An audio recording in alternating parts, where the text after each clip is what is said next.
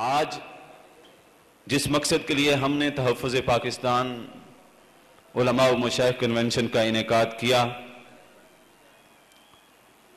وہ وادی سوات کہ جو لوگ مہمان نوازی میں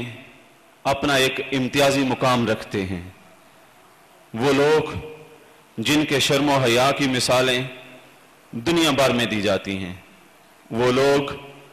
کہ جو دینی اقدار اور اسلامی شعائر کو اپنانے والے لوگ، وہ وادی حسن، وہ قدرت کے نظاروں کی اماجگاہ وادی سوات، جس کو دیکھنے سے، جس کے ایک ایک ذرے سے قدرت کی نشانیاں عیاں ہوتی دکھائی دیتی ہیں، اسی وادی کو جو امن کی وادی تھی اسے دہشت کی وادی میں بدل دیا گیا۔